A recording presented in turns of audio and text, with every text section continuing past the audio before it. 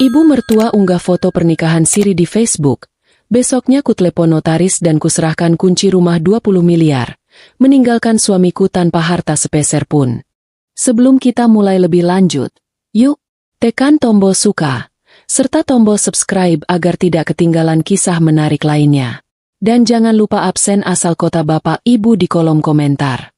Semoga rezeki kita semua dilancarkan, kesehatan kita diberkahi, dan keluarga kita selalu harmonis dalam lindungannya. Amin.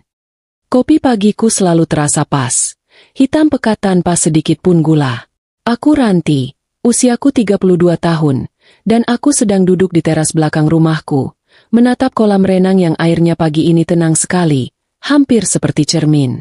Dari tempatku duduk, aku bisa melihat taman anggrek yang kurawat dengan sepenuh hati. Kata orang, rumah yang kutempati ini harganya 20 miliar. Angka yang fantastis, tapi buatku, rumah ini adalah segalanya, tempatku tumbuh, dan tempatku membangun mimpi. Aku sudah menikah dengan Bima, suamiku, selama 8 tahun. Bima 3 tahun lebih tua dariku, usianya 35. Kami bertemu saat aku sedang magang di kantornya, dan dia adalah manajer yang sedang naik daun. Singkat cerita, kami menikah, dan Bima pindah ke rumahku. Ya, rumah ini 100% milikku, peninggalan utuh dari almarhum papa. Bima datang hanya membawa koper dan cintanya. Setidaknya, dulu aku yakin dia membawa cinta. 8 tahun ini, hidupku terasa sempurna di permukaan. Aku berhenti dari pekerjaanku sebagai desainer interior untuk fokus mengurus rumah sebesar ini. Bima, karirnya makin meroket. Dia sekarang direktur di perusahaannya. Dia gagah, bicaranya santun, dan dia adalah tipe suami yang akan membuat iri semua teman arisanku. Kami belum dikaruniai anak, tapi kami punya segalanya. Rumah mewah, 2 mobil Eropa di garasi, dan jadwal liburan rutin ke luar negeri. Tapi, kesempurnaan itu mulai retak, pelan-pelan, dari sudut yang tidak kuduga. Semuanya dimulai sekitar 6 bulan yang lalu. Bima yang kukenal mulai terasa asing. Dulu, dia adalah pria yang paling tidak bisa jauh dariku. Kalau aku sedang di dapur, dia akan memelukku dari belakang. Kalau aku sedang membaca buku, dia akan merebahkan kepalanya di pangkuanku. Sekarang, jangankan memeluk, menyapaku saja rasanya seperti kewajiban. Perubahan paling jelas adalah jam pulangnya. Suamiku sekarang punya hobi baru, lembur. Awalnya, dia pulang jam 8 malam, lalu mundur jadi jam 10. 3 bulan terakhir, dia baru akan memutar kunci pintu rumah jam 1, bahkan kadang jam 2 pagi. Alasannya selalu sama. Rapat penting, MA, ada proyek baru, atau klien dari luar negeri, beda jam. Aku, sebagai istri yang berusaha baik, tentu saja percaya. Awalnya, aku akan menunggunya pulang, menghangatkan makan malamnya, menyiapkan air hangat untuk mandinya. Tapi Bima selalu menolak dengan halus. Aku capek banget. MA, aku sudah makan di luar tadi. Kamu tidur saja duluan, nggak usah nungguin. Lama-lama, alasan, lemburnya jadi semakin tidak masuk akal. Masa ia hari Sabtu dan Minggu juga harus ke kantor? Katanya, ada audit dadakan. Audit macam apa yang dilakukan di hari Minggu? Apa kantornya sekalian buka warung kopi? Pernah sekali aku mencoba bercanda, saat dia pulang jam 2 pagi dengan wajah yang, anehnya, sangat segar. Aku yang pura-pura tidur, tiba-tiba bangun dan duduk di ranjang. Papa lembur apa habis nonton bola? Kok kayaknya senang banget? Bima kaget setengah mati. Ponsel yang dipegangnya hampir jatuh. Dia tertawa. Tapi tawanya kaku sekali. Kamu ini, MA, ya lembur. Lah, masa cari hiburan lain? Entah kenapa, kata hiburan lain, itu menusuk telingaku. Belum lagi soal ponselnya. Ponsel Bima sekarang sudah seperti arsip rahasia negara. Tidak boleh disentuh sembarangan. Dulu, ponselnya sering tergeletak di meja kopi. Aku bebas memakainya kalau mau pesan makanan daring. Sekarang, ponsel itu tidak pernah lepas dari genggamannya. Kalau dia mandi, Ponselnya ikut masuk kamar mandi, katanya, sambil dengerin berita. Sejak kapan suamiku yang hobinya main golf jadi suka dengar berita di kamar mandi? Kata Sandi, ponselnya juga diganti. Aku tahu karena pernah sekali aku iseng membukanya. Mau melihat jam. Ternyata polanya sudah berubah. Saat kutanya, jawabannya santai. Oh iya, itu diganti sama orang kantor. MA, wajib. Katanya demi keamanan data perusahaan. Begitu ya? Keamanan data perusahaan sampai segitunya. Aku berusaha keras membuang semua pikiran negatif. Aku benci diriku yang mendadak jadi pencuriga. Aku mencoba meyakinkan diriku sendiri. Bima mungkin memang sedang stres di kantor. Pria di usia 35 tahun memang sedang di puncak ambisinya. Wajar kalau dia fokus bekerja. Mungkin aku yang terlalu sensitif. Mungkin aku yang kurang perhatian. Aku mencoba mengubah penampilanku. Aku mulai rajin ke salon. Mencoba perawatan wajah yang harganya bikin dompet menangis. Aku membeli beberapa baju tidur baru yang sedikit berbeda dari biasanya. Aku berharap Bima akan sadar. Akan memujiku seperti dulu. Apa hasilnya? Nil. Dia cuma melirikku sekilas dan bilang, "Mama cantik, tapi aku ngantuk banget. Besok pagi harus berangkat pagi." Lalu dia membalikan badan dan tidur memunggungiku. Rasanya seperti disiram air es. Kami tidur seranjang. Tapi di antara kami terasa ada lautan yang sangat dalam. Yang paling membuatku sedih bukan cuma soal jam pulangnya, atau ponselnya yang rahasia, tapi sikapnya. Dia ada di rumah, tapi jiwanya tidak ada. Saat kami makan malam bersama, kalau kebetulan dia pulang cepat, matanya tidak pernah lepas dari layar ponsel. Aku bercerita soal tamanku, soal teman arisanku, dia hanya menjawab, oh ya, atau, bagus, deh. Dia sudah tidak pernah menanyakan hariku. Dia sudah tidak pernah tertawa lepas melihat kelakuanku yang kadang konyol. Dulu, aku sering salah membedakan jahe dan lengkuas kalau memasak. Bima akan tertawa terbahak-bahak sambil bilang, "Gak apa-apa, MA. Yang penting masaknya pakai cinta." Sekarang, aku memasak makanan kesukaannya. Dia hanya makan 2-3 suap. Aku lagi nggak selera. MA, asam lambungku kumat. Asam lambung? Sejak kapan dia punya asam lambung? Yang aku tahu, dia punya lambung karet yang bisa menampung apa saja. Di depan teman-teman dan keluarga besar, Bima masih memainkan perannya dengan sempurna. Dia akan menggenggam tanganku, merangkul pinggangku, dan memamerkan aku sebagai istri kesayangannya. Tapi begitu kami di mobil dalam perjalanan pulang, tangannya akan lepas, dan keheningan yang canggung akan mengisi mobil mewah kami. Aku memilih diam. Bukan karena aku bodoh, atau karena aku tidak sadar ada yang salah. Aku diam karena aku takut. Aku takut kalau kecurigaanku benar. Aku takut kalau aku bertanya, dan jawabannya adalah sesuatu yang tidak sanggup kudengar. Aku takut kehilangan keutuhan rumah tangga yang selama ini kubanggakan. Di usiaku yang 32 tahun, aku tidak mau menyandang status janda. Kegelisahan ini mulai merusak tidurku. Berat badanku turun 3 kilo dalam sebulan. Aku jadi sering melamun. Para asisten rumah tangga di rumah ini pasti sadar. Tapi mereka tidak berani bertanya. Kopi di cangkirku sekarang sudah benar-benar dingin. Warnanya hitam pekat. Dan rasanya pahit sekali. Persis seperti apa yang kurasakan di dalam hatiku. Pagi ini Bima pamit lagi. Katanya, ada urusan mendadak keluar kota. Dia mencium keningku sangat cepat. Ciuman yang terasa hambar, seperti formalitas belaka. Aku menatap punggungnya yang tegap menghilang di balik pintu. Rumah 20 miliar ini tiba-tiba terasa sangat hampa dan dingin. Hening sekali. Aku sendirian. Lagi. Untuk mengusir sepi, kuambil ponselku. Niatku cuma satu, melihat-lihat kabar teman di media sosial, mencari sedikit hiburan. Aku tidak tahu bahwa hiburan yang kucari pagi ini justru akan menjadi awal dari badai terbesar dalam hidupku. Aku punya satu hiburan lain selain taman anggrekku, yaitu ibu mertuaku. Namanya Ibu Ratih, tapi jangan panggil dia Oma atau Nenek kalau tidak mau kena semprot.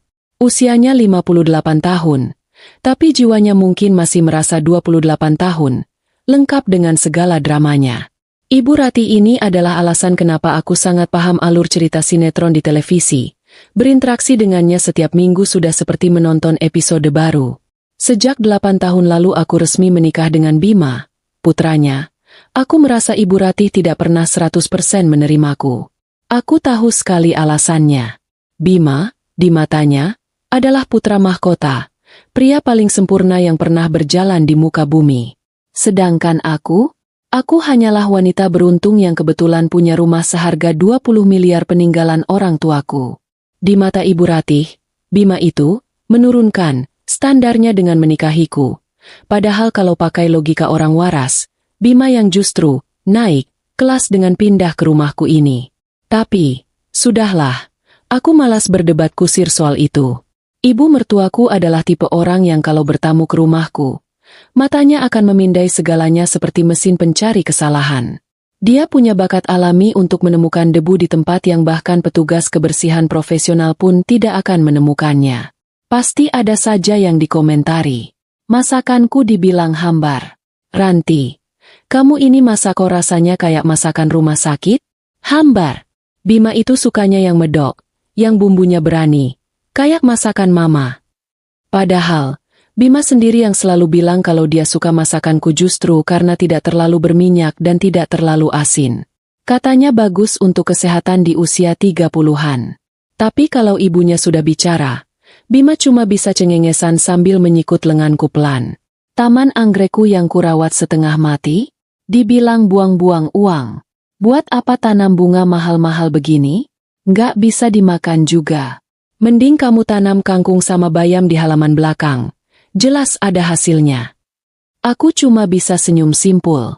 Padahal aku tahu, di rumah kontrakannya yang sempit itu, dia berusaha keras menanam mawar di pot-pot kecil, tapi selalu gagal dan berakhir layu sebelum berkembang. Mungkin dia iri, tapi gengsinya setinggi gunung. Dan tentu saja, puncak dari segala kritiknya adalah soal anak. 8 tahun menikah dan belum memberinya cucu adalah kejahatan terbesar di matanya. Setiap bertemu, kalimat saktinya pasti keluar. Kamu itu usaha, dong, Ranti, pijat, minum jamu, apa, kek, jangan cuma dandan saja. Kasihan Bima, kerja capek-capek banting tulang, pulang ke rumah sepi, nggak ada suara tangisan anak. Rasanya aku ingin sekali menjawab. Memangnya mama pikir aku tidak usaha? Memangnya aku tidak ingin? Tapi seperti biasa, aku telan saja kepahitan itu. Kalau Bima sesekali mencoba membelaku, Ibu Ratih akan langsung mengeluarkan jurus andalannya, menangis sesenggukan. Dia akan bilang Bima sekarang sudah lupa sama ibu yang melahirkannya. Sudah jadi suami takut istri. Bima pasti langsung pusing 7 keliling. Dan akhirnya aku yang mengalah dan minta maaf. Entah untuk kesalahan apa. Ibu Ratih juga punya seekor kucing kampung belang 3 yang dia beri nama Pangeran. Kucing ini, kurasa, tingkatannya lebih tinggi daripadaku.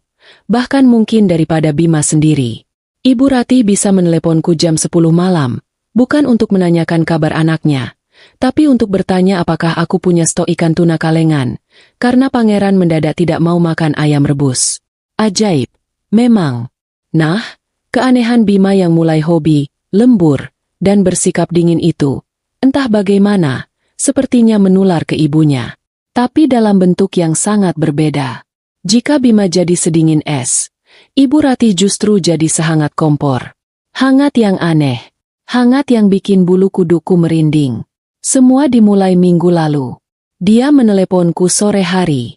Biasanya, kalau nama Mama mertua muncul di layar ponsel, aku harus menarik napas 3 kali dan mengumpulkan mental baja sebelum mengangkatnya. Halo, Ma? Sapaku. Siap mental menerima semprotan hari ini. Halo, Ranti, sayang. Aku sampai refleks menjauhkan ponsel dari telingaku. Sayang, apa aku tidak salah dengar? Apa ibu mertuaku baru saja memanggilku? Sayang? Ini pertama kalinya dalam 8 tahun. Iya, Ma? Ada apa, Ma? Tanyaku gugup. Nggak ada apa-apa. Mama kangen aja. Kok, kamu lagi apa? Sudah makan? Bima sudah pulang. 3 pertanyaan beruntun penuh perhatian. Ini rekor dunia baru. Biasanya dia menelepon cuma ada 2 alasan. Kalau tidak mau minta uang bulanan, yang sebenarnya Bima transfer rutin, ya pasti mau mengkritik sesuatu yang baru didengarnya dari gosip tetangga. Lagi santai aja. Ma, ini Bima belum pulang, katanya lembur lagi. Jawabku jujur. Ku dengar helaan napas pelan di seberang sana. Lalu, sesuatu yang tidak terduga terjadi. Oh, lembur. Iya. Bima memang lagi sibuk banget. Ranti, proyeknya lagi besar-besaran di kantor. Kamu yang sabar ya, sayang. Namanya juga suami, kerja keras cari uang. Ya, buat istri juga. Aku terdiam 1000 bahasa. Dia membelaku, dia menyuruhku sabar dengan nada yang sangat lembut. Dunia sedang terbalik atau bagaimana? Iya, Ma. Aku ngerti, kok. Jawabku kaku. Baguslah kalau kamu ngerti. Kamu istri yang baik. Ya sudah, jangan lupa jaga kesehatan, ya. Kamu itu istri satu-satunya Bima. Harus kuat. Telepon ditutup. Aku menatap layar ponselku dengan tatapan kosong. Istri satu-satunya? Memangnya Bima punya istri berapa? Ah, mungkin itu cuma kiasan orang tua. Tapi pujian, istri yang baik, dan panggilan, sayang, itu terasa sangat ganjil. Rasanya seperti makan durian tapi baunya stroberi. Aneh sekali. Keanehan tidak berhenti di situ. 2 hari kemudian, dia menelepon lagi. Kali ini pagi-pagi sekali, saat aku sedang mengurus anggrek bulanku yang baru mekar. Ranti, Mama barusan masak rendang. Enak banget, bumbunya pas. Mama kirim pakai ojek daring. Ya, buat makan siang Bima. Dia pasti suka banget. Lagi-lagi aku bingung. Seumur-umur, Ibu Ratih tidak pernah repot-repot memasak untuk kami. Biasanya dia yang minta dikirimi makanan dari rumahku, dengan alasan, makanan di rumahmu kan enak-enak, Ranti. Aduh, Ma, nggak usah repot-repot. Nanti aku bisa masak. Bima juga kayaknya hari ini. Sudah, Mama sudah pesan ojeknya. Kamu tinggal terima saja di rumah. Bima itu harus dijaga makannya. Jangan sampai telat. Dia itu suka banget rendang buatan Mama. Apalagi kalau disuapin sama Sari. Hening seketika. Aku mengernyitkan dahi. Tanganku yang sedang memegang gunting tanaman berhenti bergerak. Sari. Terdengar suara orang gelagapan di seberang sana. Aduh, maksud Mama. Ranti. Iya, Ranti. Aduh, Mama ini kok salah sebut terus. Ya, maklum. Tadi Mama lagi nonton sinetron di televisi. Nama pembantunya itu si Sari. Jadi kebawa-bawa. Deh. Aku tertawa kecil, berusaha mencairkan suasana. Mama ini ada-ada saja. Nonton sinetron sampai ke bawah ngomong begitu. Hehehe, iya, Ranti. Maklum, ya, sudah tua. Sudah mulai pikun.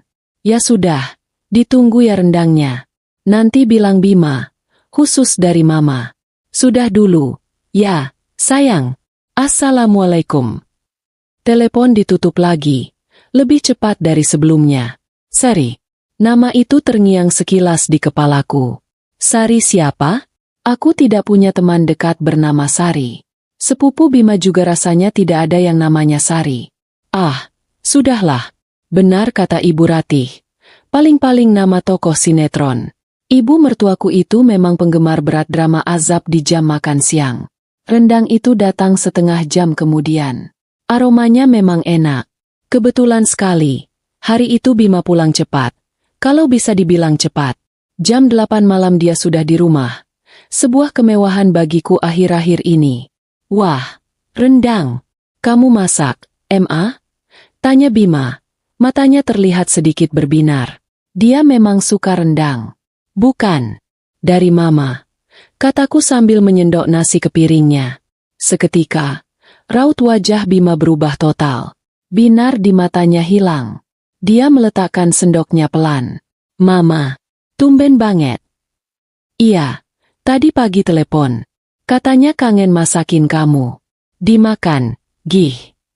Bima terlihat gugup. Entah kenapa dia terlihat gugup. Dia mengambil rendang itu sedikit sekali, seujung sendok, seperti takut keracunan. Kamu tahu, Ma, asam lambungku kan lagi sering kumat akhir-akhir ini. Rendang ini, kayaknya terlalu berminyak. Aku makan sayur bening aja, deh. Lagi-lagi alasan asam lambung. Padahal tadi matanya jelas-jelas bernafsu melihat rendang itu. Sejak kapan pula dia punya riwayat asam lambung? Yang aku tahu, dia punya lambung dari karet yang bisa menampung apa saja, kapan saja. Oh, ya sudah. Nggak usah dipaksa kalau nggak mau. Aku merasa sedikit kesal. Bukan kesal pada Bima, tapi pada rendang itu. Mubazir sekali. Malam itu Bima mandi lebih lama dari biasanya. Saat dia keluar dari kamar mandi, aku pura-pura sibuk membaca majalah di ranjang. Tapi dari sudut mataku, aku tahu dia sedang mengetik sesuatu di ponselnya dengan sangat cepat di sudut kamar. Seperti orang yang sedang panik membalas pesan penting. Sikap aneh Bima dan sikap aneh Ibu Rati ini mulai membentuk sebuah pola yang kusut di kepalaku. Mereka berdua seperti sedang ada di satu tim yang sama, dan aku adalah penonton yang tidak mengerti aturan mainnya. Ibu Ratih yang mendadak jadi super baik dan penuh perhatian. Bima yang mendadak punya 1000 alasan untuk menghindar dan penyakit asam lambung misterius. Aku mencoba menceritakannya pada Bima keesokan paginya, sekadar untuk melihat reaksinya. Pak, akhir-akhir ini Mama telepon aku terus. Deh, agak aneh. Tahu, masa kemarin beliau salah sebut namaku jadi Sari. Bima sedang memakai dasi di depan cermin. Gerakan tangannya langsung kaku. Simpul dasi di tangannya berhenti bergerak. Sari?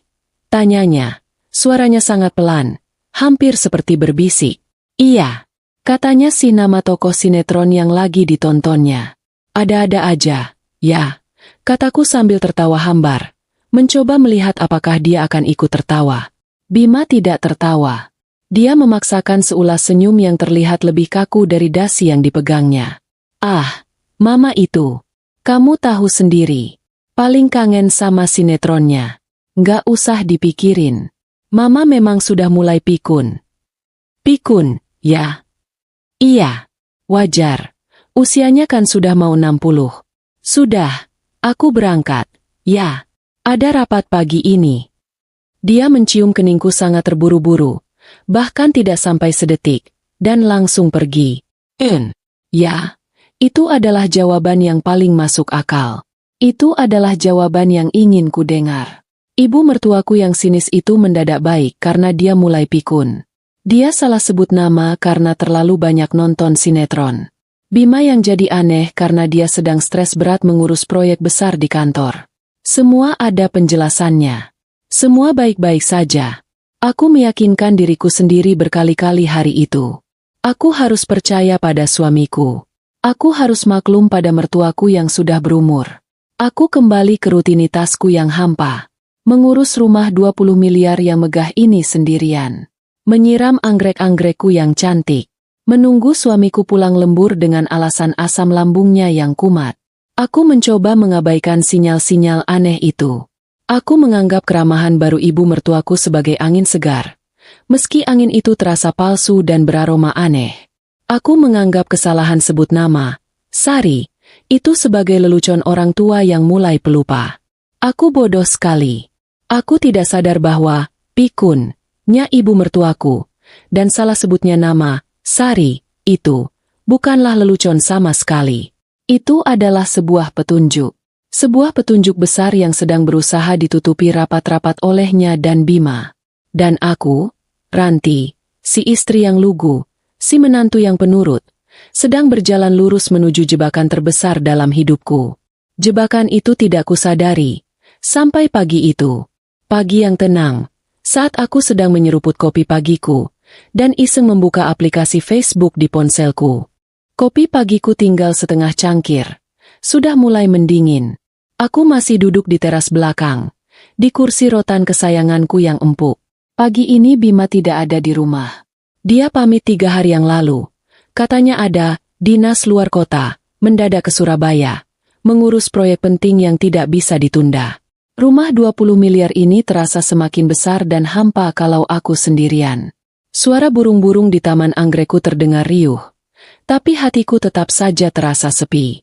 Untuk membunuh waktu, kuambil ponselku dari meja. Niat awalku sebenarnya mau mencari ide resep masakan di internet. Mungkin mencoba masak kepiting saus Padang hari ini. Tapi jariku, entah dapat perintah dari mana, malah lincah membuka aplikasi biru berlogo huruf F, itu Facebook.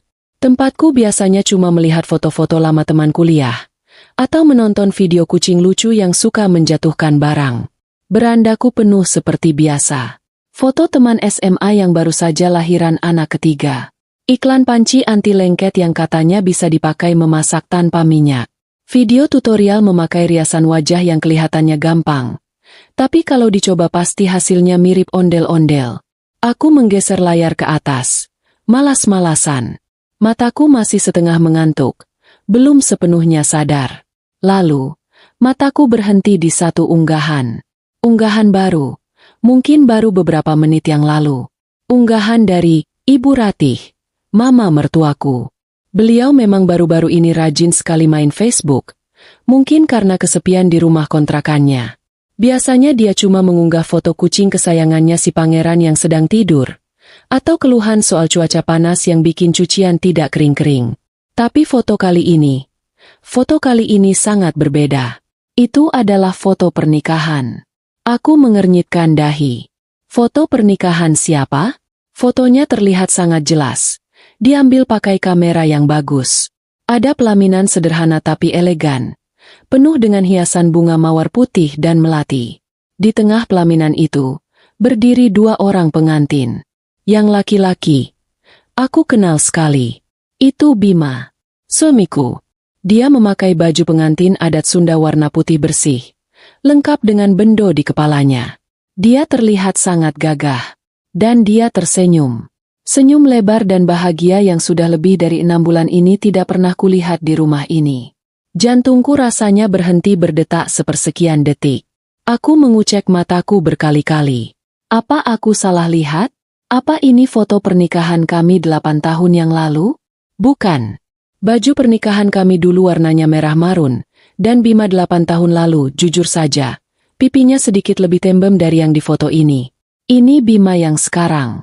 Bima yang katanya sedang dinas di Surabaya. Di samping Bima, berdiri seorang perempuan. Jelas sekali itu bukan aku. Perempuan ini jauh lebih muda. Mungkin usianya baru pertengahan 20-an. Kulitnya putih mulus, wajahnya cantik sekali, dan dia memakai siger perak yang berkilauan di kepalanya. Dia memeluk lengan Bima dengan sangat mesra, dan Bima balas menatapnya dengan tatapan memuja. Keduanya tersenyum bahagia menatap lurus ke kamera. Bukan cuma mereka berdua. Di samping kiri Bima, berdiri dengan gagahnya, adalah Ibu Ratih. Ibu mertuaku tersenyum bangga sekali. Mulutnya terbuka lebar, sambil mengacungkan kedua jempolnya ke arah kamera. Dia memakai kebaya baru warna hijau lumut yang terlihat mahal dan berkilauan. Ponsel di tanganku terasa bergetar hebat. Oh, bukan. Bukan ponselnya yang bergetar. Itu tanganku yang mulai gemetar hebat. Tidak terkendali. Cangkir kopi di meja masih aman. Tapi duniaku baru saja terbelah jadi dua. Nafasku tercekat di tenggorokan. Ini apa? Ini acara apa? Ulang tahun perusahaan pakai baju adat? Tidak mungkin. Ini pelaminan sungguhan. Ini pernikahan sungguhan. Mataku yang mulai kabur karena genangan air mata. Kupaksa untuk fokus. Aku harus membaca keterangan foto yang ditulis oleh Ibu Ratih. Tulisannya singkat saja, tapi rasanya seperti palu godam raksasa yang menghantam langsung ke kepalaku. Alhamdulillah, sah. Selamat ya, Bima dan Sari. Akhirnya Mama dapat cucu juga. Bahagia selalu. Anak-anakku. Sari. Nama itu. Nama yang tempo hari ibu mertuaku salah sebut saat meneleponku soal rendang. Nama yang katanya nama pembantu di sinetron. Nama yang membuat Bima kaku saat sedang memakai dasi. Jadi, Sari, itu bukan tokoh sinetron. Sari, itu nyata. Dan dia sekarang, menurut foto terkutuk ini, adalah istri baru suamiku. Jariku yang gemetar seperti kesetrum, bergerak ke kolom komentar. Aku butuh kepastian. Aku harus memastikan ini bukan lelucon gila. Dan di sanalah neraka yang sebenarnya terbuka lebar-lebar. Kolom komentar itu sudah ramai. Padahal fotonya baru diunggah. Tante Bima dari kampung berkomentar. Loh, Buk Ratih? Ini Bima nikah lagi? Bukannya istrinya sudah ada, si Ranti. Dan Ibu Ratih, dengan bangganya, membalas komentar itu cepat sekali. Tidak apa-apa, Budhe, daripada zina. Ini nikah siri, sudah sah secara agama. Yang penting bisa kasih cucu buat mama. Teman arisan Ibu Ratih ikut berkomentar. Wah, cantik sekali istri barunya, Jeng Ratih. Selamat, ya. Akhirnya Bima punya keturunan juga. Lagi-lagi Ibu Ratih membalas. Iya, dong, Jeng. Namanya Sari. Lagi hamil muda. Makanya buru-buru diresmikan. Hehe. Hamil muda. Hamil muda. Dua kata itu seperti belati tajam yang menancap lurus di ulu hatiku. Lalu diputar-putar. Jadi ini alasannya. Ini alasan Bima selalu lembur. Sampai jam 2 pagi. Ini alasan dia punya penyakit. Asam lambung. Misterius. Ini alasan dia tidak pernah lagi menyentuhku. Dia bukan lembur di kantor. Dia lembur di rumah yang lain. Dia sibuk membuat anak dengan perempuan lain. Dan Ibu Ratih, ibu mertuaku. Dia tahu. Tentu saja dia tahu. Dia ada di foto itu. Dia yang mengunggahnya. Semua keanehannya minggu lalu kini jadi masuk akal. Panggilan, sayang, yang palsu itu. Kiriman rendang yang tiba-tiba. Itu semua cuma sandiwara. Itu bukan karena dia pikun. Itu karena dia sedang berbahagia menyambut menantu baru dan calon cucu pertamanya. Rendang yang ditolak Bima. Tentu saja Bima menolaknya. Dia pasti baru saja makan rendang yang sama. Disuapi langsung oleh si Sari. Itu di rumahnya. Panggilan. Kamu itu istri satu-satunya Bima. Yang diucapkan Ibu Ratih di telepon itu adalah hinaan. Dia sedang mengejekku. Dia tahu Bima sudah punya istri lain saat dia bilang begitu padaku. Dinas luar kota. Ke Surabaya. Aku tertawa. Tawa yang keluh, pahit, dan terdengar mengerikan di telingaku sendiri. Surabaya? Aku yakin 100%. Foto pelaminan ini lokasinya tidak jauh dari sini. Bima tidak ke Surabaya. Bima sedang berbulan madu. Dia sedang menikmati hari-harinya sebagai pengantin baru dengan istri mudanya yang sedang hamil. Aku mematung di kursiku. Kopi yang dingin itu sudah tidak kupedulikan lagi. Anggrek-anggrek cantik di tamanku yang kurawat setiap hari, mendadak terlihat layu dan pucat warnanya. Rumah 20 miliar yang megah ini, peninggalan papa, tiba-tiba terasa seperti penjara yang sangat dingin dan angker. 8 tahun pernikahanku. 8 tahun pengabdianku melayani Bima. 8 tahun kesabaranku menghadapi cibiran Ibu Ratih. Habis, hancur lebur dalam satu unggahan Facebook di pagi hari. Mereka pikir aku bodoh. Mereka pikir aku akan diam saja menerima kenyataan pahit ini.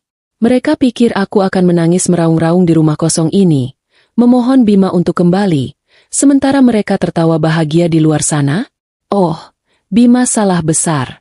Ibu Ratih salah besar. Mereka berdua lupa satu hal yang paling penting. Rumah ini, rumah 20 miliar yang sekarang sedang ditinggali Bima, rumah yang menjadi saksi bisu kemesraan palsunya, adalah milikku. Ponsel itu akhirnya lolos dari genggamanku. Benda mahal itu jatuh menghantam lantai marmer teras dengan bunyi, klak, yang terdengar pelan. Namun di telingaku bunyinya senyaring petir. Layarnya retak atau tidak, bodinya lecet atau tidak, aku sudah tidak peduli sama sekali. Ponsel seharga motor itu tiba-tiba terasa tidak ada harganya. Kepalaku pusing 7 keliling. Dunia di sekitarku berputar kencang. Rasanya seperti baru saja turun dari komedi putar yang diputar 100 kali lipat lebih cepat dari biasanya. Kopi pagiku yang sudah dingin dicangkir. Permukaannya terlihat beriak, bergetar. Tapi aku sadar, bukan kopinya yang bergetar, tapi kedua tanganku yang gemetar hebat. Atau mungkin, seluruh isi kepalaku yang sedang banjir oleh air mata yang siap tumpah. Akhirnya, air mata itu turun juga. Bukan tangisan histeris meraung-raung seperti yang sering kulihat di sinetron favorit Ibu Ratih. Bukan. Tidak ada suara. Tidak ada lolongan. Ini adalah air mata diam, yang mengalir deras seperti bendungan yang akhirnya jebol. Panas sekali rasanya, membasahi pipiku yang mendadak terasa kaku dan beku. Setiap tetes air mata yang jatuh ke pangkuanku serasa membawa satu kepingan kebohongan yang selama ini kutelan bulat-bulat. Kupikir itu adalah cinta. Lembur. Nya Bima. Proyek besar. Nya yang tidak pernah selesai. Asam lambung. Nya yang kumat tiap kali aku masak enak. Rapat mendadak. Nya di akhir pekan. Ponselnya yang mendadak pakai kata sandi baru karena peraturan IT kantor. Semuanya bohong. Semuanya palsu. Yang paling menusuk jantungku, yang paling meremukan hatiku, bukanlah wajah cantik si Sari itu. Bukan. Bukan juga senyum bahagia Bima di pelaminan terkutuk itu. Yang paling menghancurkanku, yang terasa seperti ribuan jarum menusuk ulu hatiku, adalah senyum Ibu Ratih di foto itu. Senyum bangga. Senyum penuh kemenangan, sambil mengacungkan kedua jempolnya. Ibu mertuaku. Wanita yang selama 8 tahun ini selalu mengkritik masakanku hambar, cara berpakaianku norak, bahkan cara aku bernapas pun sepertinya salah di matanya. Wanita itu, sekarang, tersenyum lebar merayakan pengkhianatan putranya. Dia tahu, tentu saja dia tahu, dia ada di sana. Dia tahu Bima punya perempuan lain. Dan dia merestuinya. Panggilan teleponnya yang mendadak manis minggu lalu, kini terasa seperti racun. Panggilan, sayang, yang bikin merinding itu. Ternyata adalah panggilan untuk si bodoh yang sedang ditertawakan di belakang. Kiriman rendangnya, yang katanya spesial, mungkin itu sisa makanan dari acara syukuran si Sari. Kesalahan sebut nama, Sari, yang katanya nama tokoh sinetron. Ya Tuhan. Aku bodoh sekali. Aku benar-benar bodoh. Itu semua bukan sandiwara orang pikun.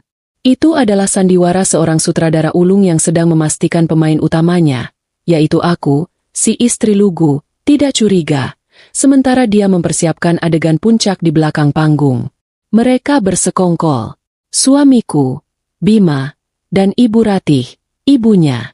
Mereka berdua menipuku hidup-hidup. Aku tidak tahu berapa lama aku duduk mematung di teras. Mungkin 10 menit. Mungkin sudah 1 jam.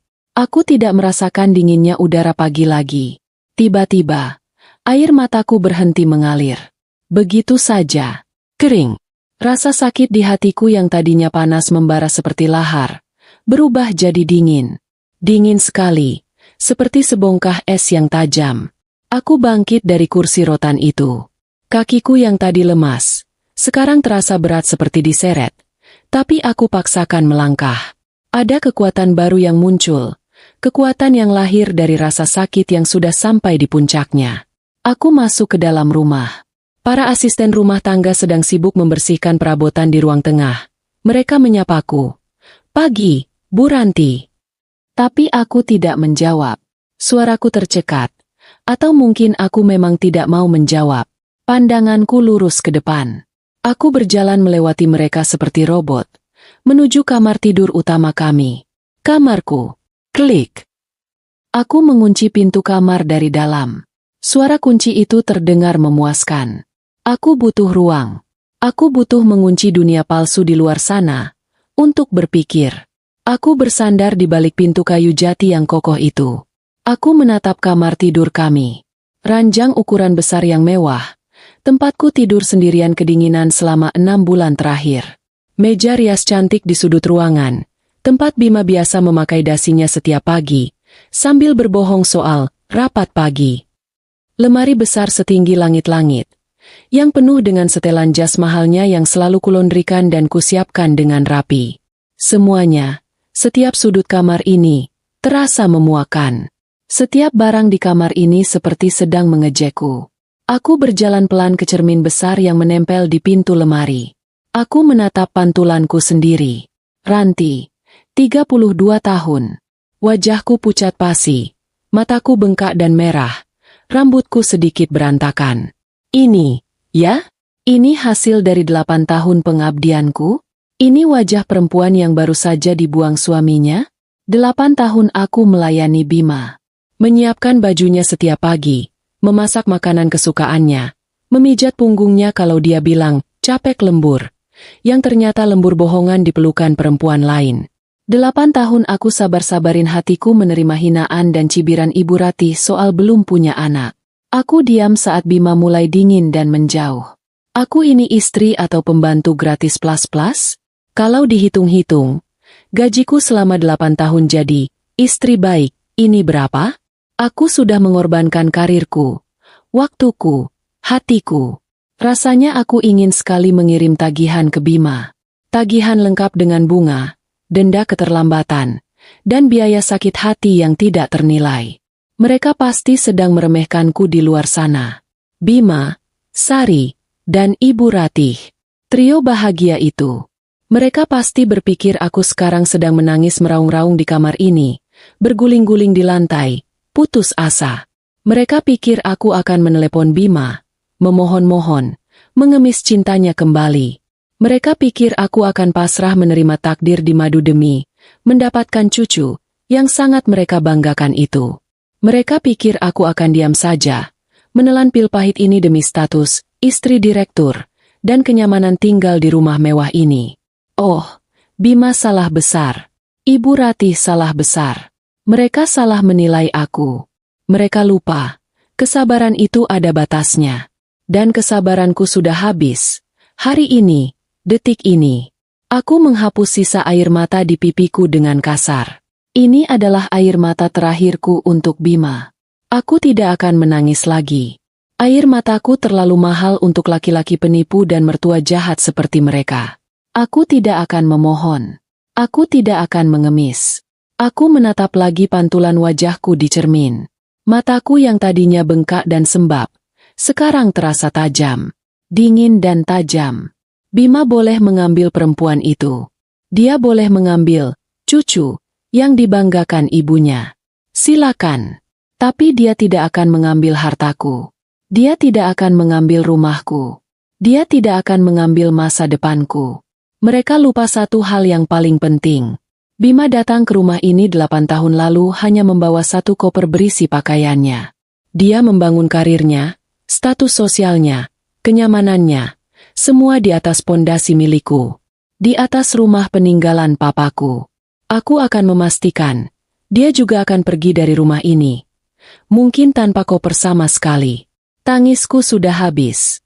Air mataku sudah mengeras. Berubah jadi baja. Aku mengambil ponselku yang tadi tergeletak di teras.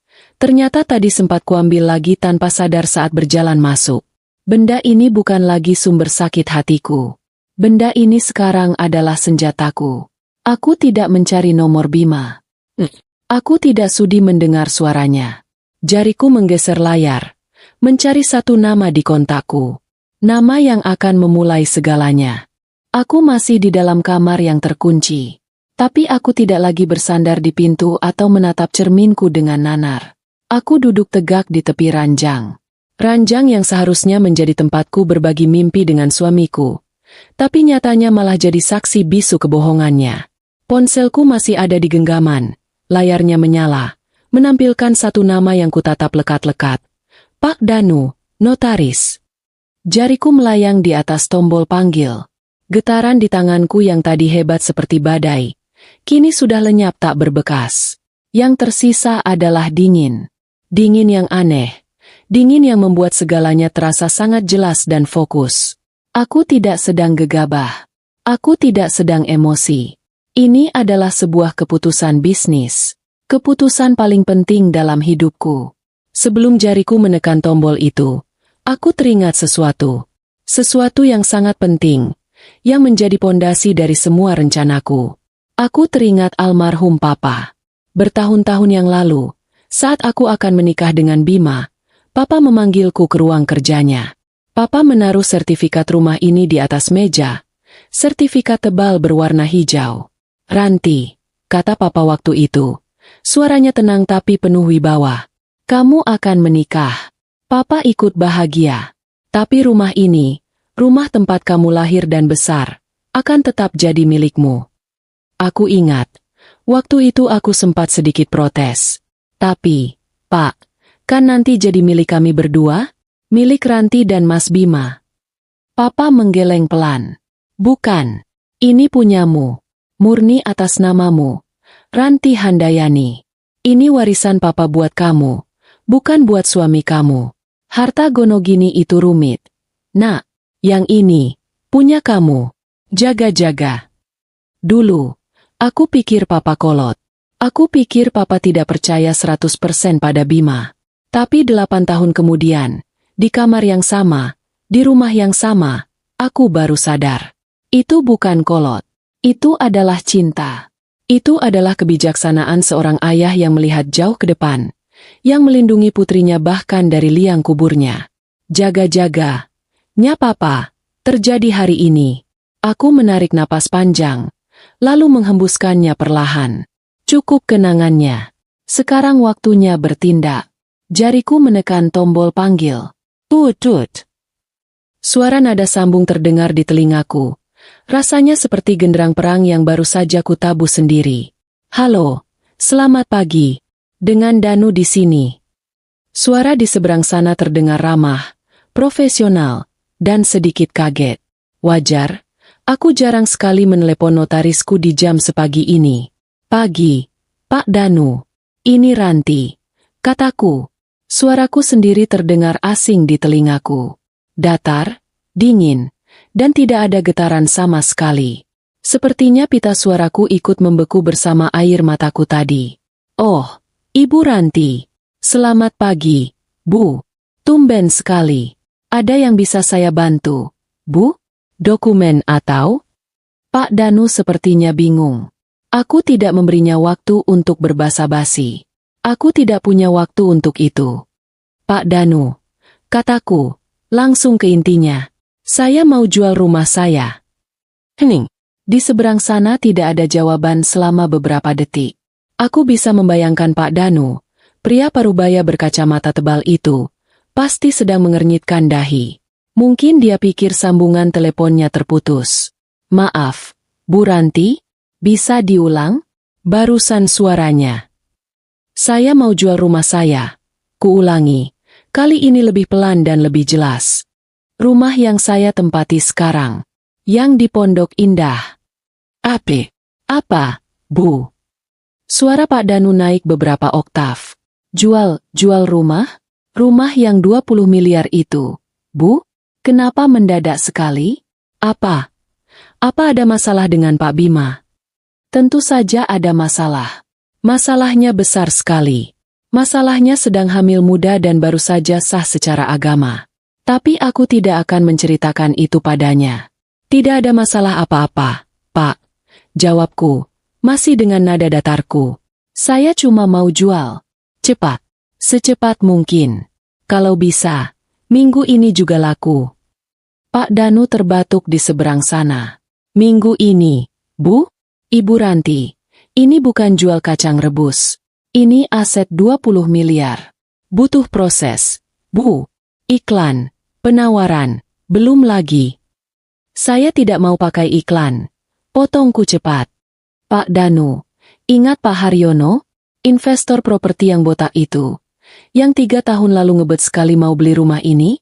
Yang katanya mau bikin galeri seni di sini? Yang waktu itu ditolak mentah-mentah sama Bima. Pak Haryono. Sebentar, Bu. Saya cek catatan saya.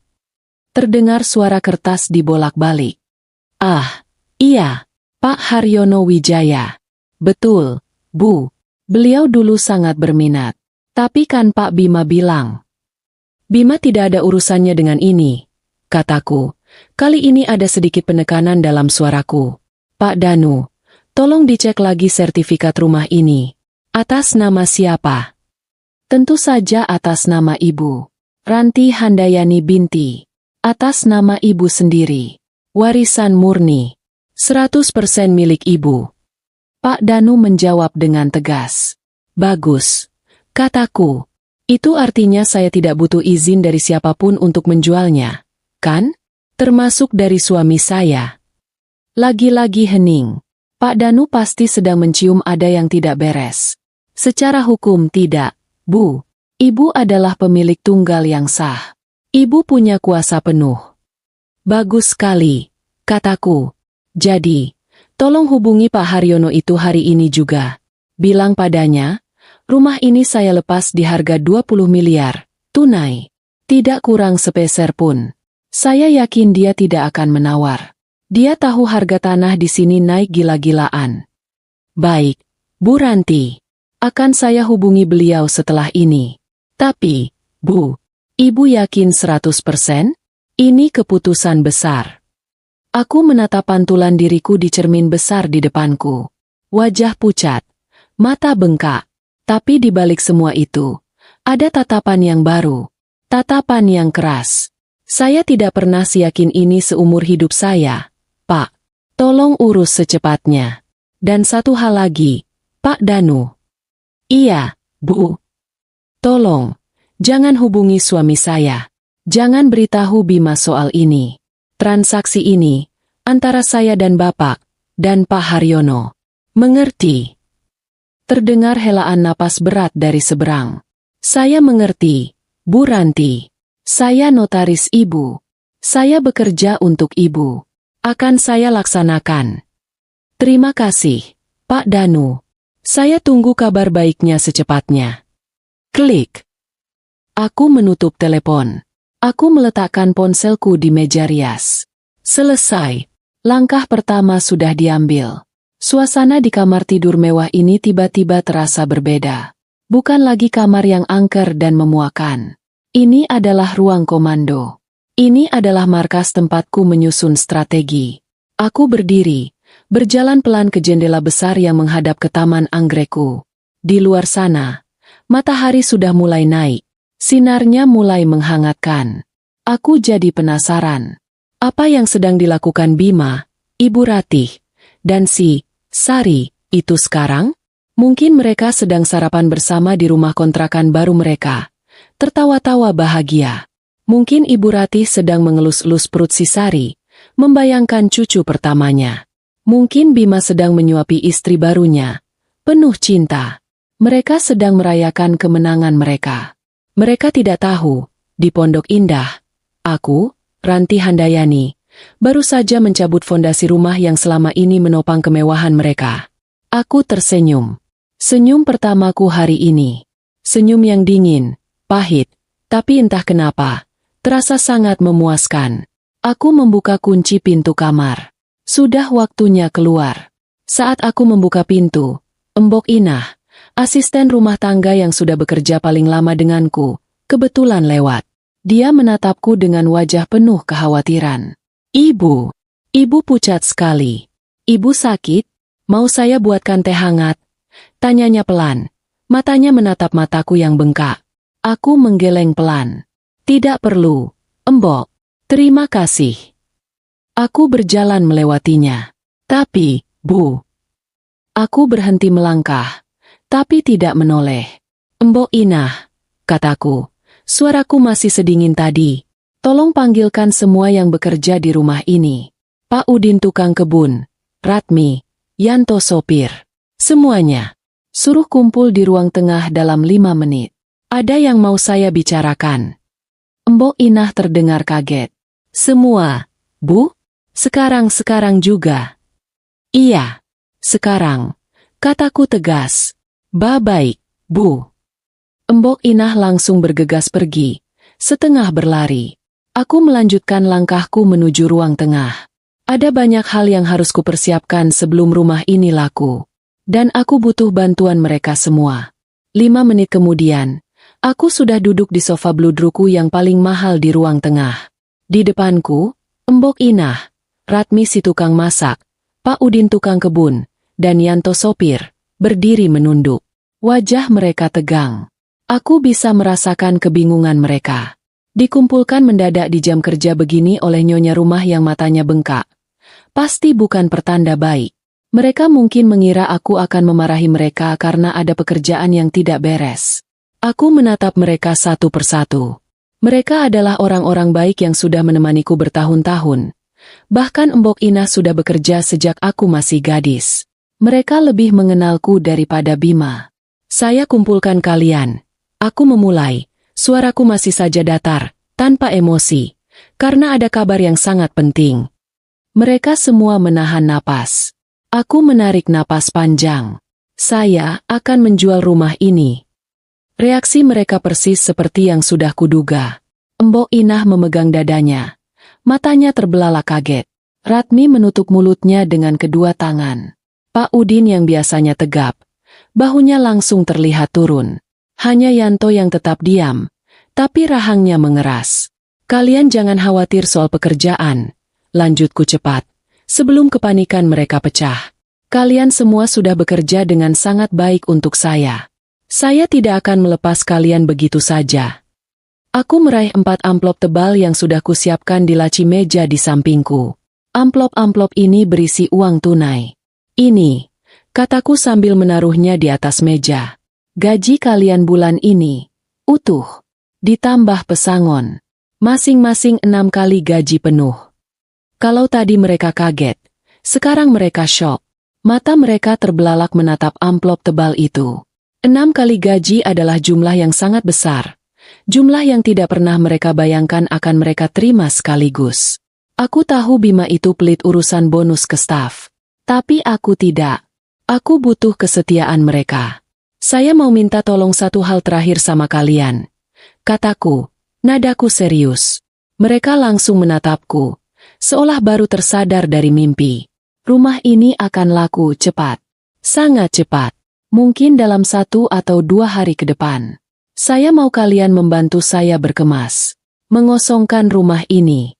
Tapi, aku berhenti sejenak. Menatap mata mereka satu persatu. Saya mau ini dilakukan diam-diam. Jangan sampai ada yang tahu. Jangan ada satupun tetangga yang curiga. Terutama, jangan sampai Pak Bima tahu. Mereka saling pandang. Udara di ruangan ini terasa semakin berat. Embok Inah, yang paling tua dan paling berani, maju selangkah. Ibu. Suaranya bergetar. Maaf, Nyonya. Apa? Apa ibu baik-baik saja? Apa ada masalah sama bapak? Bapak tahu soal ini. Aku menggeleng pelan. Embok enggak perlu tahu masalah saya. Embok cuma perlu tahu, saya sangat butuh bantuan kalian. Anggap saja ini operasi rahasia kita. Kalian tahu di mana kotak-kotak bekas di gudang. Mulai kemas semua barang saya. Pakaian saya, perhiasan saya, barang-barang pecah belah. Semua yang jadi milik saya. Embok Inah menatapku lama. Ada sorot kasihan di matanya. Tapi juga ada sorot kesetiaan. Dia pasti sudah curiga ada yang tidak beres dengan pernikahan tuannya selama berbulan-bulan ini. Dia bukan orang bodoh. Kami siap bantu ibu, kata Mbok Inah akhirnya. Suaranya mantap. Ibu sudah terlalu baik sama kami sekeluarga. Yang lain, melihat Mbok Inah setuju, langsung ikut mengangguk. Siap, Bu, kata Yanto dan Pak Udin hampir bersamaan. Bagus, kataku. Sekarang, ambil pesangon kalian, dan segera mulai bekerja. Prioritaskan barang-barang di kamar saya. Mereka mengambil amplop itu satu persatu, mencium tanganku, lalu bergegas bubar. Operasi senyapku sudah dimulai. Aku kembali ke kamarku yang sudah mulai terasa asing. Aku menunggu. Jantungku berdebar lagi. Tapi kali ini bukan karena sakit hati. Ini debaran karena cemas. Bagaimana kalau Pak Haryono sudah tidak minat? Bagaimana kalau dia menawar dan prosesnya jadi lama? Bagaimana kalau Bima keburu pulang? Ponselku bergetar hebat di atas meja rias tepat jam 11 siang. 3 jam. Hanya 3 jam setelah aku menelepon Pak Danu. Cepat sekali. Nama, Pak Danu Notaris, muncul di layar. Tanganku sedikit gemetar saat mengangkatnya. Halo, Pak Danu. Sapaku, berusaha terdengar tenang. Bagaimana kabarnya? Luar biasa, Bu Ranti. Suara Pak Danu di seberang sana terdengar hampir berteriak saking semangatnya. Aku sampai harus menjauhkan ponsel dari telingaku. Pak Haryono, beliau bahkan tidak menawar sepeser pun. Beliau bilang 20 miliar itu harga 3 tahun lalu. Beliau untung besar. Beliau langsung setuju. Aku menarik napas lega. Tentu saja dia untung. Pak Haryono itu mungkin sekarang sedang guling-guling di atas tumpukan uangnya saking senangnya dapat properti di lokasi emas begini dengan harga murah. Bodohnya Bima dulu menolak tawaran itu mentah-mentah karena merasa harga dirinya terinjak. Ah, sudahlah. Aku tidak peduli. Aku tidak butuh untung. Aku butuh uang tunai. Dan aku butuh cepat. Beliau tanya kapan bisa transfer. Bu, lanjut Pak Danu, masih dengan nada girang. Beliau siap kapan saja. Katanya uangnya standby di rekening pribadinya. Beliau tanya apa bisa besok kita urus surat-suratnya. Jantungku berdebar kencang. Besok? Secepat itu? Ini lebih cepat dari dugaanku. Bisa, Pak. Jawabku mantap. Besok. Bilang padanya, besok pagi jam 9 kita bertemu di kantor Bapak. Kita tanda tangan akta jual beli. Saya mau semuanya selesai sebelum lusa. Besok pagi, Bu? Siap, Bu. Tentu bisa. Saya siapkan semua berkasnya hari ini juga. Ibu tinggal datang bawa KTP dan buku nikah asli. Ya. Buku nikah. Ah, benda itu. Baik, Pak. Saya akan bawa. Klik. Aku menutup telepon. Besok. Semuanya akan berakhir besok. Rumah ini akan resmi berpindah tangan. Aku menatap keluar jendela. Taman anggrekku terlihat cantik sekali disinari matahari siang. Para asistenku sudah mulai sibuk di bawah, mengangkut kotak-kotak kardus besar. Rasanya aneh. Aku akan meninggalkan tempat ini. Tempat aku lahir. Tempat aku menikah. Tempat aku dikhianati. Anehnya, tidak ada rasa sedih. Tidak ada air mata yang ingin keluar. Yang ada hanya kelegaan. Kelegaan yang luar biasa besar. Bima masih di luar kota. Entah di mana. Dia masih bersenang-senang dengan istri barunya. Dia masih menikmati kebohongannya. Dia tidak tahu kalau istananya, tempat dia pulang, tempat dia menaruh semua setelan jas mahalnya yang harganya puluhan juta, besok pagi sudah bukan lagi miliknya. Aku tersenyum tipis. Selamat bersenang-senang, Mas Bima. Pulang nanti. Jangan kaget ya, kalau gembok pagarnya sudah ganti.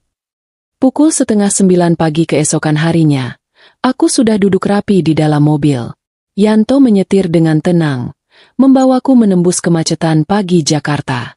Aku sengaja tidak ke salon, riasanku tipis saja, hanya untuk menutupi jejak air mata. Tapi aku memakai blus sutra terbaikku dan kacamata hitam besar yang menutupi mataku yang masih menyisakan sedikit bengkak. Di tanganku ada tas jinjing mahal, tas yang dulu kubeli saat liburan ke Milan bersama Bima. Tas ini sekarang terasa sangat berat.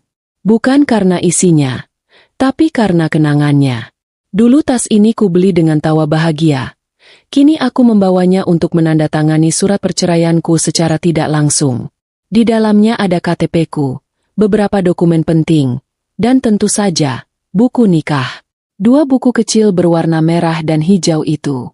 Benda terkutuk yang dulu kuelulukan sebagai bukti cinta suci, kini rasanya seperti barang bukti kejahatan. Pertemuan di kantor Pak Danu berjalan lebih lancar dari yang kubayangkan. Ruangan ber-AC itu terasa dingin, tapi suasana di meja rapat justru sebaliknya. Pak Haryono, si investor botak yang dulu ditolak mentah-mentah oleh Bima, ternyata orangnya sangat ramah. Dia datang bersama tim hukumnya, tersenyum lebar dari telinga ke telinga, seolah baru saja memenangkan undian besar. Dan memang, dia baru saja menang. Dia tidak banyak bicara, hanya membolak-balik dokumen tebal yang disiapkan Pak Danu dengan cepat, lalu menatapku. Ibu Ranti, saya turut. Sudahlah, katanya, sepertinya bingung mau bicara apa tapi matanya berbinar penuh kemenangan. Saya senang sekali kita bisa bekerja sama. Rumah itu adalah impian saya. Akan saya rawat dengan baik. Aku hanya mengangguk tipis. Tidak peduli dia mau merawatnya atau merobohkannya. Terima kasih, Pak Haryono. Yang penting prosesnya cepat. Dan memang cepat. Cepat sekali. Tepat jam 10 pagi, Tanda tangan terakhir dibubuhkan di atas meterai. Pak Danu menggeser tumpukan dokumen itu. Akta jual beli sudah sah. Pak Haryono berdiri, menjabat tanganku erat. Sudah saya transfer, Bu. Real time. Silakan dicek. Ponselku bergetar di dalam tas. Aku mengeluarkannya dengan gerakan yang terasa kaku. Sebuah pesan singkat dari bank masuk. Jantungku rasanya berhenti berdetak sedetik. Angka yang kulihat di layar ponselku begitu panjang, begitu banyak nolnya. Sampai-sampai aku harus membacanya 3 kali untuk meyakinkan diriku. 20 miliar. Tunai. Utuh. Uang itu sekarang ada di rekening pribadiku. Rekening bank swasta yang kubuka diam-diam tanpa sepengetahuan Bima sebulan lalu. Rekening yang tidak pernah dia tahu ada. Aku menarik napas panjang di dalam mobil dalam perjalanan pulang. Yanto menjalankan mobil dalam diam. Seolah mengerti aku butuh ketenangan. Rasanya aneh. Aku sekarang perempuan yang sangat kaya. Lebih kaya dari suamiku yang direktur itu. Tapi aku juga perempuan yang baru saja kehilangan rumah tangganya. Kehilangan 8 tahun hidupku. Aku tidak tahu harus merasa sedih atau senang. Yang kurasakan hanyalah hampa.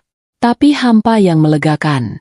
Hampa yang terasa seperti sebuah awal baru. Begitu tiba di rumah, suasananya benar-benar seperti markas militer yang sedang bersiap pindah dalam senyap. Embok Inah, Ratmi, Pak Udin, dan Yanto bergerak cepat dan efisien.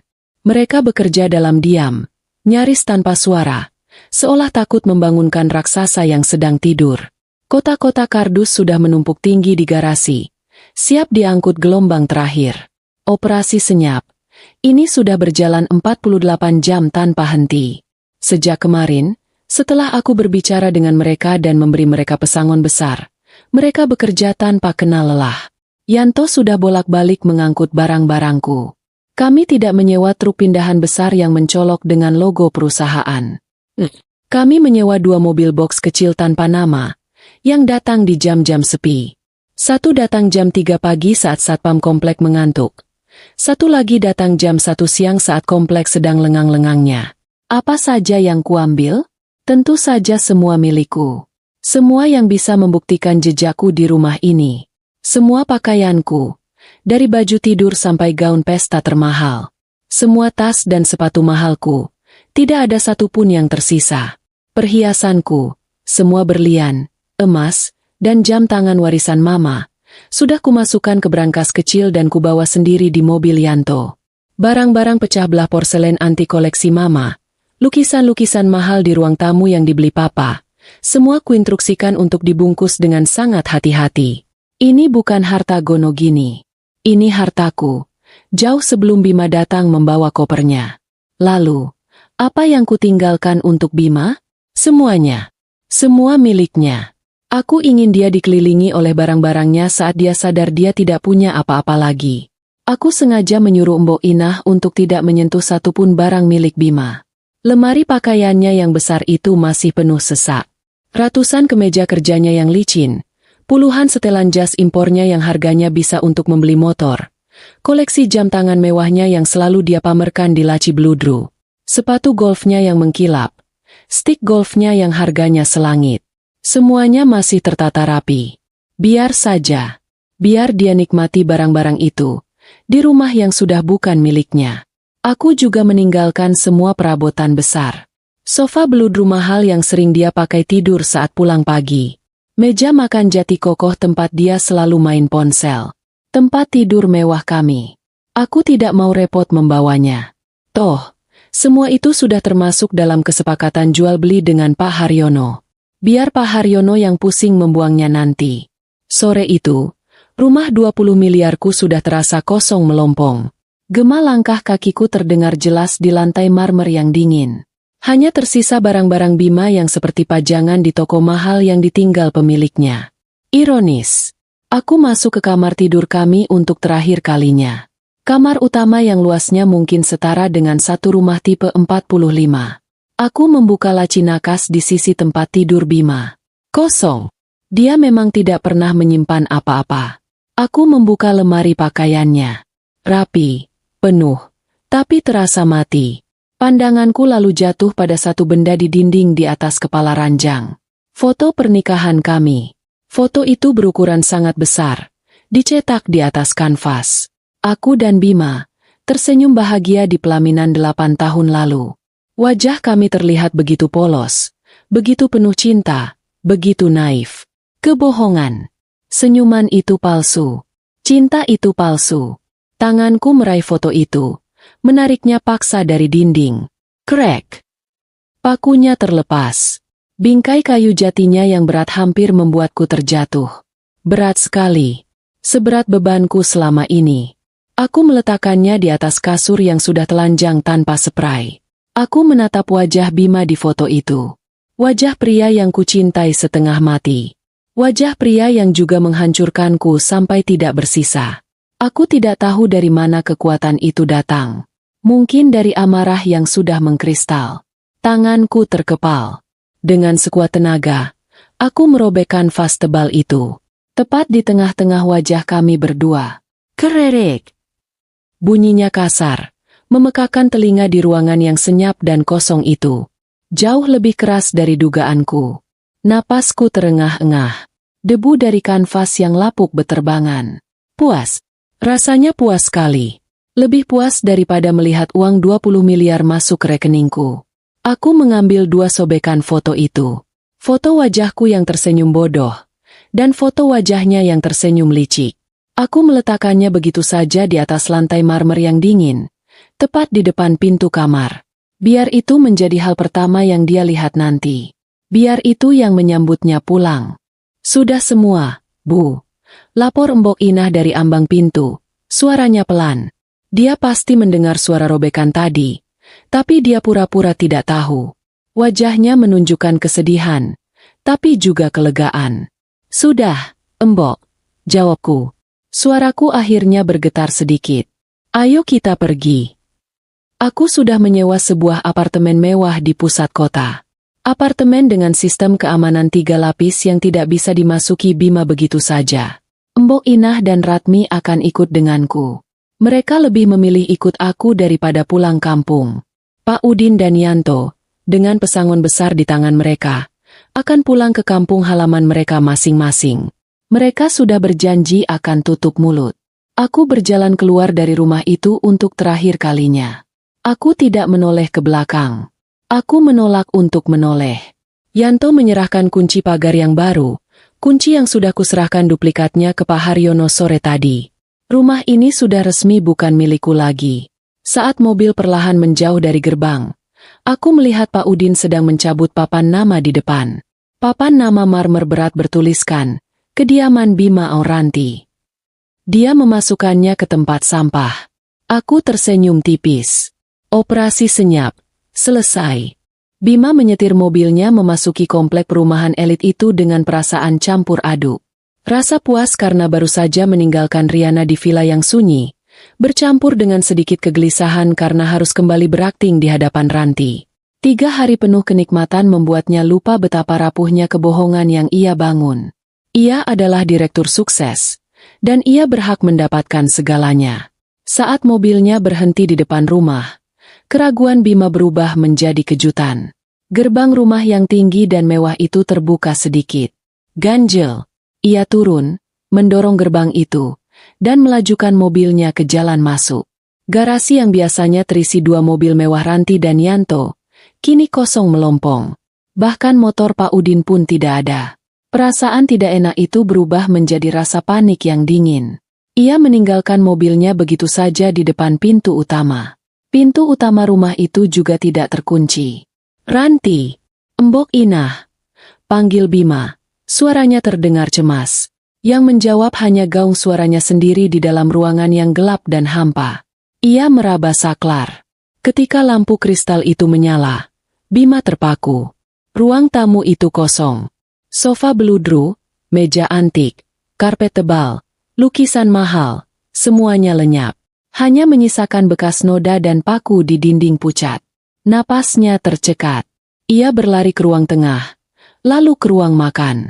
Kosong. Semua perabotan kecil, hiasan porselen, dan pajangan berharga sudah raib. Ini bukan perampokan. Ini terlalu rapi. Bima berlari ke belakang, ke paviliun asisten rumah tangga.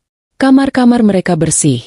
Bahkan kasur lipat dan kompor gas kecil mereka pun tidak ada. Mereka semua pergi. Lutut Bima mulai lemas. Dengan langkah gontai ia naik ke lantai 2, menuju kamar tidur utama. Ia membuka pintu kamar dengan harapan yang tersisa. Kamar itu gelap. Setelah lampu menyala, Bima hanya bisa menatap nanar. Sisi ranti di kamar itu sudah tuntas dikosongkan. Lemari pakaiannya terbuka lebar. Kosong. Meja riasnya bersih mengkilap. Tanpa setetes parfum pun. Tempat tidur mereka telanjang tanpa spray. Ia melihat ke sisi kamarnya. Semua jas, kemeja, dan koleksi jam tangannya masih tertata rapi. Dia pergi. Tapi dia hanya membawa miliknya. Bima roboh. Terduduk di lantai marmer yang dingin. Matanya menyapu lantai. Dan ia melihat dua benda yang membuat perutnya mual. Sepotong kertas tagihan listrik. Dan dua sobekan kanvas. Bima merangkak, memungutnya dengan tangan gemetar. Itu adalah foto pernikahan mereka. Sobek tepat di tengah, memisahkan wajah mereka. Simbol terakhir dari pernikahan mereka. Ponselnya bergetar di saku. Nama Ranti. Bima langsung mengangkatnya dengan histeris, menuntut jawaban atas kekacauan ini, menuduhnya gila. Suara Ranti terdengar. Tenang. Datar, tanpa emosi. Ranti mengatakan bahwa ia telah mengambil semua barangnya, barang-barang warisan orang tuanya. Ranti menyebut nama Sari, menyebut foto Facebook Ibu Ratih. Kebohongan Bima, yang selama ini ia jaga rapat, kini terbongkar total. Bima mencoba merangkai kata, memohon maaf, berjanji akan meninggalkan Riana. Ranti memotongnya. Nadanya kini setajam pisau. Ia mengatakan Bima tidak perlu kembali. Lalu, Ranti mengucapkan kalimat terakhir yang menghancurkan semua harapan Bima. Rumah 20 miliar itu sudah dijual. Leku. Uang tunainya sudah di rekening Ranti. Bima menjerit. Jeritan itu berasal dari paru-paru dan tenggorokan yang dipaksa keluar. Itu adalah jeritan frustrasi, penyesalan, dan kehilangan yang luar biasa. Ia merangkak ke dinding, memukul-mukul lantai. Ia melempar ponselnya sekuat tenaga. Ponsel mahal itu pecah berkeping-keping di dinding kosong. Ia sendirian, di dalam rumah raksasa yang dingin dan hampa. Rumah yang sudah menjadi milik orang lain. Bima menjerit lagi. Kali ini lebih keras, lebih pilu. Jeritan putus asa seorang pria yang mengira ia punya segalanya. Namun dalam sekejap, ia menyadari bahwa ia baru saja kehilangan semua yang paling berharga. Telepon terputus. Bunyi bip yang menandakan sambungan terputus terasa seperti palu godam terakhir yang menghancurkan semua realitas Bima. Ponselnya yang ia lempar ke dinding kini tergeletak hancur berkeping-keping. Layar retak itu memantulkan cahaya lampu kristal yang menyinari kekosongan rumah. Bima hanya bisa menatap pecahan benda itu, lalu beralih ke dua sobekan kanvas foto pernikahan yang masih ia genggam erat. Dijual. Kata itu. Hanya dua suku kata. Tetapi mengandung kehancuran total bagi hidupnya. Nggak mungkin, bisiknya. Suaranya parau dan kering. Ia mencoba berdiri, namun lututnya lemas. Ia merangkak, menggunakan kekuatan tersisa di lengannya untuk bersandar pada lemari pakaiannya yang masih penuh. Lemari itu, penuh dengan setelan jas mahal, kemeja impor, dan dasi sutra, kini terasa dingin dan mengejek. Semua ini hanya kain. Kain yang tak berarti tanpa rumah yang menaunginya. Ia teringat betapa bangganya ia saat membeli jas Armani terbarunya, membayangkan betapa gagahnya ia berjalan di rumah ini, diiringi pujian Ranti. Sekarang, kebanggaan itu hancur menjadi debu. Bima menjerit lagi, tapi kali ini jeritannya tidak lagi berupa amarah, melainkan frustrasi yang murni. Ia menarik kerah kemeja yang ia pakai, meremasnya kuat-kuat, seolah ingin merobek penyesalan yang membakar di dadanya. Ia meraih sobekan foto pernikahan itu lagi. Wajah Ranti.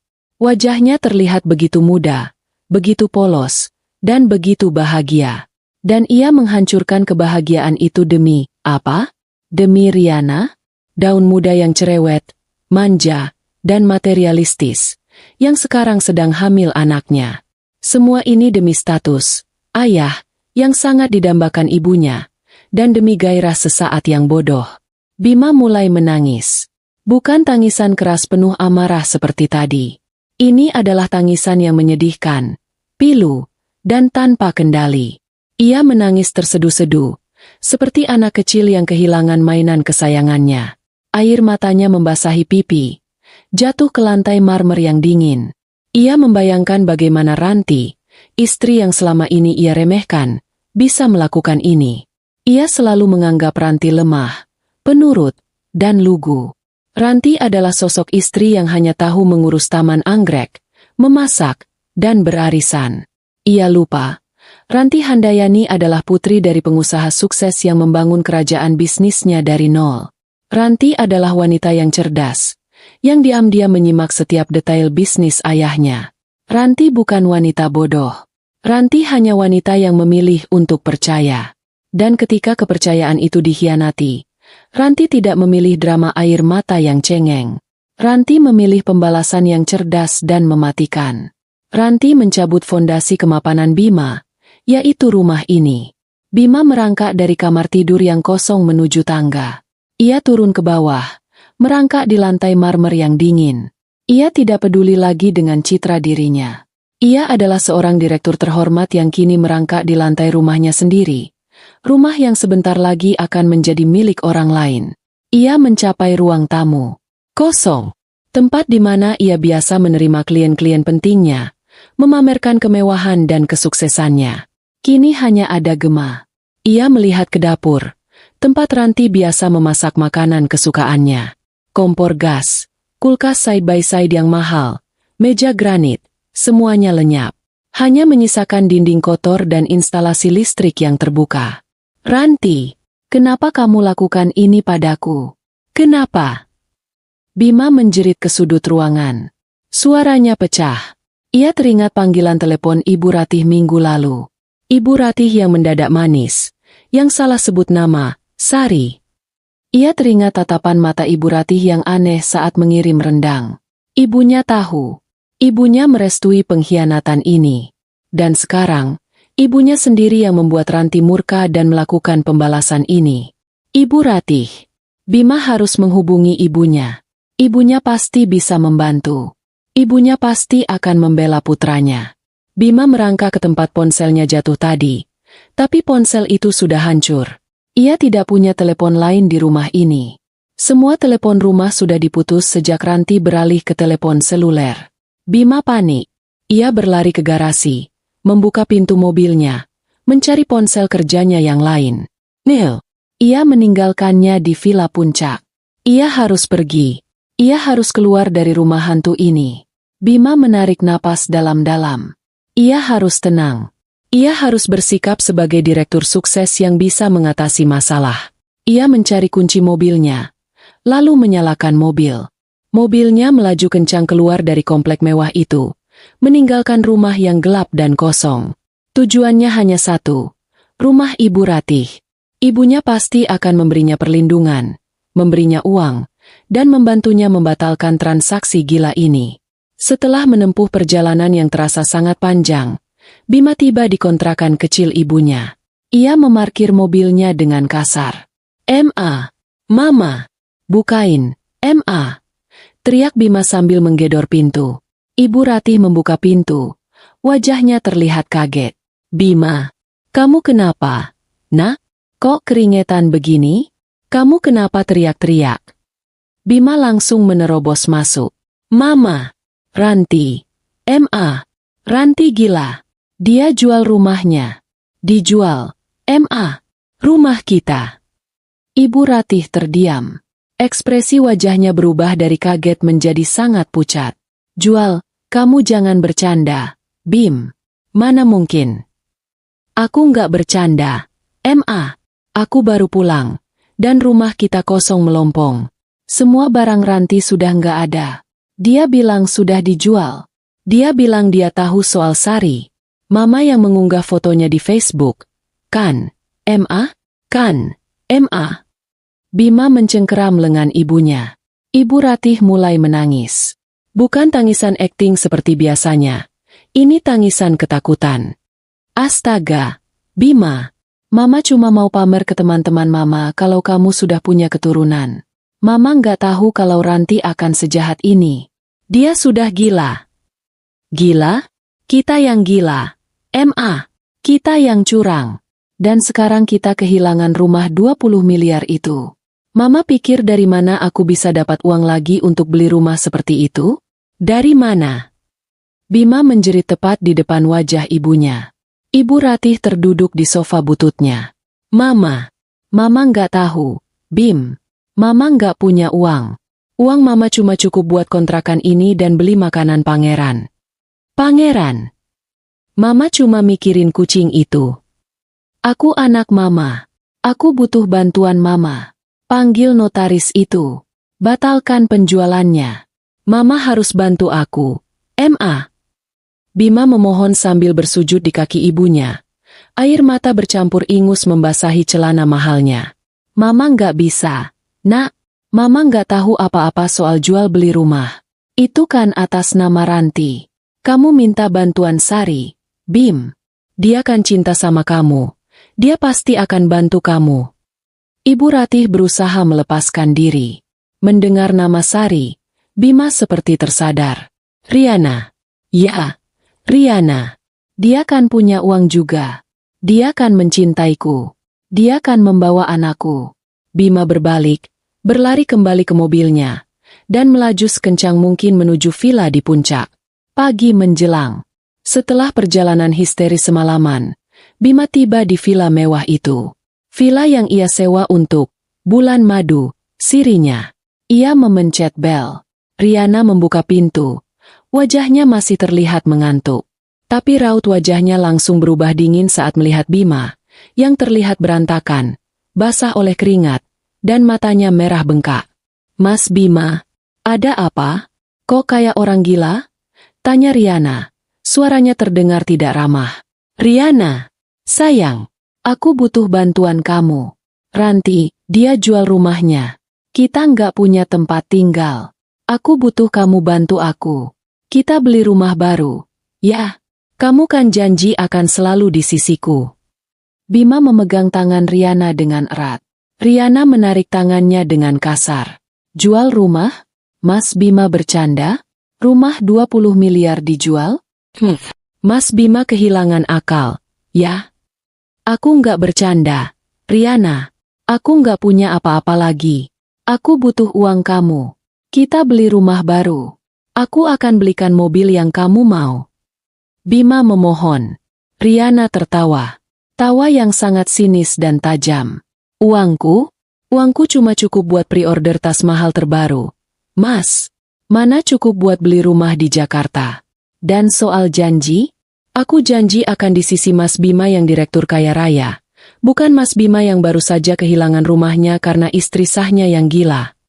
Riana, aku bawa anak kita. Anak kita. Kamu nggak kasihan sama anak kita? Bima memohon. Air mata kembali mengalir. Riana menatap perutnya yang masih rata. Anak ini, dia butuh ayahnya yang kaya dan punya martabat. Mas, bukan ayah yang miskin dan diusir dari rumahnya. Maaf, Mas Bima. Aku cuma butuh jaminan. Dan Mas Bima sekarang nggak punya jaminan apa-apa. Bima tercekat. Ia sadar. Riana tidak pernah mencintainya. Dia hanya mencintai kekayaan dan statusnya. Riana menunjuk keluar pintu. Sekarang, Mas, lebih baik Mas pergi. Aku nggak mau Mama Mas Bima datang ke sini, bikin drama, dan mengganggu ketenangan bayiku. Villa ini, sewanya atas nama mamaku. Loh, kalau Mas Bima nggak pergi, aku telepon satpam komplek. Bima menatap Riana dengan wajah hancur. Ia tidak punya apa-apa lagi. Tidak ada rumah. Tidak ada istri. Tidak ada simpanan. Tidak ada ibu yang mendukung. Dan sekarang, perempuan simpanannya pun menolaknya. Bima keluar dari villa itu dengan langkah gontai. Ia masuk ke mobilnya dan menyetir tanpa tujuan. Ia tidak tahu harus kemana. Ia sudah kehilangan segalanya dalam satu malam. Ia tertipu oleh ambisi dan keserakahannya sendiri. Di tengah jalan yang sepi, ia menghentikan mobilnya di pinggir jalan. Bima memeluk kemudi. Wajahnya tenggelam di antara lengannya. Ia menangis lagi. Tangisan yang paling menyakitkan. Tangisan histeris yang tidak tertahankan. Ia menangis karena kesal pada dirinya sendiri yang bodoh. Ia menangis karena sadar. Ia baru saja menukar berlian yang ia punya, ranti dan rumahnya, dengan sepotong kaca murahan, Riana dan status ayah. Bima menjerit-jerit di dalam mobil, memukul-mukul kemudi. Ia menangis sejadi-jadinya. Menangis karena karma itu datang begitu cepat, dan datang dibayar tunai dengan harga 20 miliar. Ia pulang sebagai raja dari Villa Puncak. Tapi kini ia hanya seorang pria bangkrut yang menangis histeris di pinggir jalan, sendirian. Aku, Ranti, sekarang sedang duduk di balkon apartemenku. Langit Jakarta malam ini terlihat cantik. Aku menyesap wine mahal yang kudapatkan saat liburan di Italia tahun lalu. Salah satu barang yang berhasil kuselamatkan dari operasi senyap itu. Angin malam berhembus pelan, membawa ketenangan yang sudah lama tidak kurasakan. Apartemen ini sangat berbeda dari rumah 20 miliar itu. Tidak ada taman anggrek, tidak ada kolam renang besar. Tapi apartemen ini memberiku privasi dan keamanan.